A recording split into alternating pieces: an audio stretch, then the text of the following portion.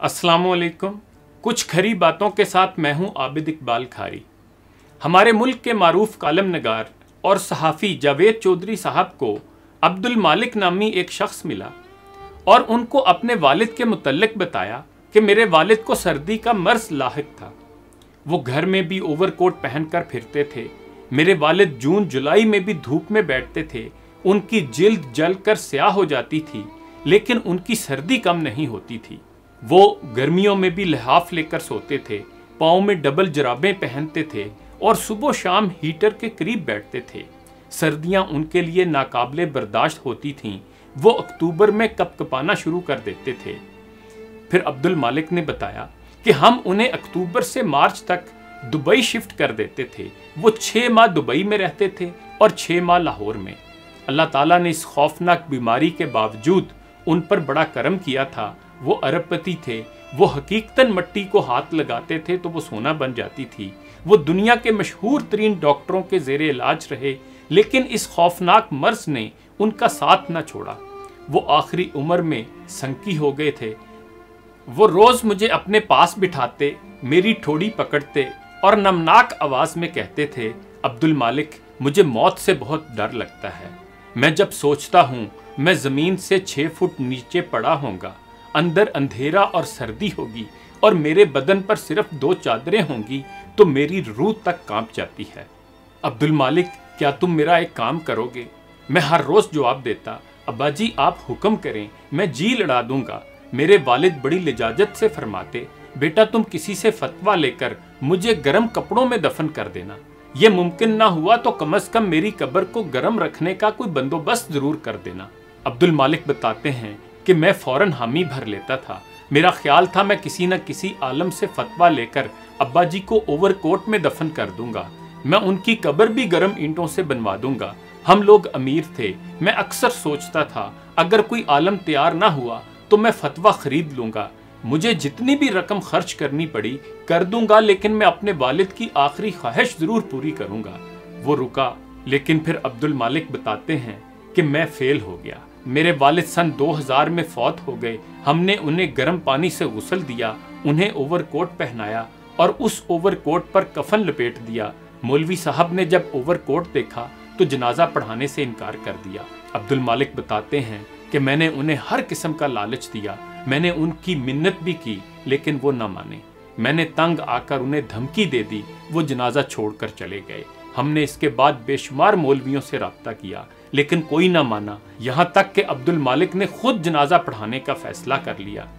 वो कहता है कि जब मैं वालिद की मैयत के पीछे खड़ा हुआ तो लोगों ने जनाजा पढ़ने से इनकार कर दिया। मैंने उनकी भी मिन्नतें की, लेकिन वो भी ना माने। वालिद की कब्र का इशू भी बन गया। मैं कब्र में इंसुलेशन करना चाहता था, लेकिन लोगों ने एतराज़ शुरू कर दिया। पूरे शहर का कहना था कब्र हमेशा अंदर से कच्ची होती है। फ़िरौनों के अलावा आज तक किसी शख्स की कब्र अंदर से पक्की नहीं हुई। ये बिद्दत है और हम इस बिद्दत का हिस्सा नहीं बनेंगे। फिर अब्दुल मालिक बताते हैं कि मैं मुसीबत में फंस गया, यहाँ तक कि मेरे पास लोगों की बात मानने के सिवा कोई ऑप्शन न बचा। मेरे वालिद का ओवरकोट भी उतारना पड़ा और कब्र भी तोड़नी पड़ी।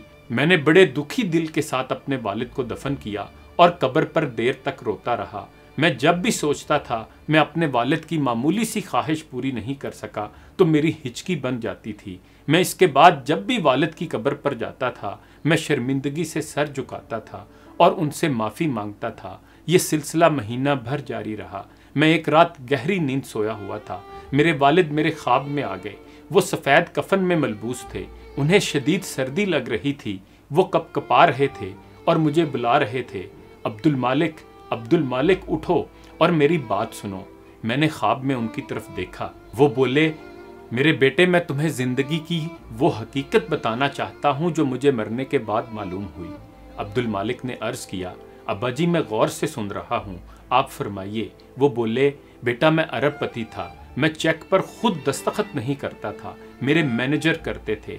मैं ज़मीन जायदाद का मालिक भी था और मैं तुम जैसे सादतमंद बेटों का बाप भी था, लेकिन तुम और मेरी सारी दौलत मिलकर भी मेरी एक ख्वाहिश पूरी न कर सके। मैं गर्म कपड़ों और गर्म कब्र में दफन न हो सका। मैंने इससे अंदाज़ा लगाया इंसान की सारी दौलत और सारी आल औलाद مل کر بھی موت کے بعد اس کی مدد نہیں کر سکتی، یہ قبر میں اس کا ساتھ نہیں دے سکتی۔ یہ سب اگر مجھے قبر سے پہلے ایک اوور کوٹ نہیں پہنا سکے تھے تو یہ اس سے آگے کے سفر میں میرا کیا ساتھ دے سکتے تھے؟ چنانچہ میں تمہیں بتانا چاہتا ہوں، دولت وہ ہے جو مرنے کے بعد بھی آپ کا ساتھ دے، اور اولاد وہ ہے جو زندگی کے بعد بھی اولاد رہے۔ اس پر عبد المالک نے عرض کیا، ابا جی آپ کی بات یقیناً ٹھیک ہوگی، لیکن میں یہ سمجھ نہیں سکا۔ وہ مسکرائے اور فرمایا، دولت اور اولاد کو صالح بناؤ، یہ مرنے کے بعد بھی تمہارے کام آتی رہے گی، ورنہ دوسری صورت میں یہ تمہارے امتحان میں اضافہ کرتی رہے گی۔ عبد المالک کہتے ہیں، میں خاموشی سے ان کی طرف دیکھتا رہا۔ وہ بولے، بیٹا میں نے پوری زندگی دولت کمائی، میں اس کا 99% حصہ دنیا میں چھوڑ گیا، یہ 99% حصہ میرے بعد نااہل ثابت ہوا، جبکہ میں نے اس کے 1% سے یتیم اور غریب بچوں کے لیے اسکول بنایا تھا۔ دولت کا وہ 1% حصہ میرے لیے کارآمد ثابت ہوا، وہ میرے لیے صالح ثابت ہوا، وہ آج بھی میرے کام آ رہا ہے۔ اللہ تعالیٰ نے مجھے تم سمیت 6 بچے دیے تھے، میں نے ان تمام بچوں کو پریکٹیکل بنا دیا۔ یہ بچے دنیا دار ہیں، یہ زندگی میں مجھ سے زیادہ کامیاب ہیں، یہ دھڑا دھڑ پیسے کما رہے ہیں، لیکن مجھے آج ان میں سے کسی کا کوئی خاص فائدہ نہیں ہو رہا۔ ہاں البتہ میں نے اپنے خاندان کی ایک یتیم بچی کو تعلیم دلائی تھی، وہ بچی ڈاکٹر بن گئی، وہ ڈاکٹر ہفتے میں 2 دن غریب مریضوں کا مفت علاج کرتی ہے، مجھے ان 2 دنوں کا بہت فائدہ ہو رہا ہے۔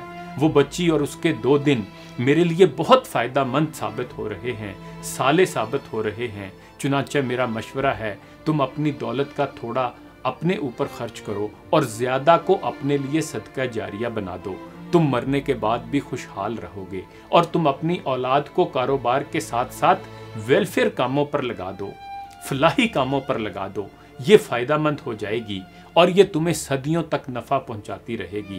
پھر عبد المالک کہتا ہے کہ خواب میں میرے والد اٹھے، میرا ماتھا چوما اور چلے گئے، میرا خواب ٹوٹ گیا، میں جاگ کر بیٹھ گیا، لیکن میرے والد نے مجھے زندگی کی ڈائریکشن دے دی۔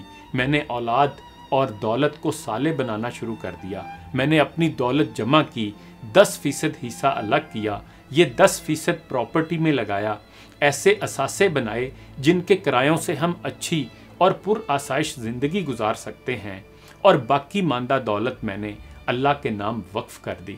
پھر عبد المالک کہتے ہیں کہ میں بچوں کو ٹریننگ دے رہا ہوں کہ ہماری کامیابی ہمارا اثاثہ ہوتی ہے، ہم جب تک اس اثاثے کا ایک بڑا حصہ صدقہ نہیں کرتے ہم اس وقت تک صالح نہیں ہو سکتے۔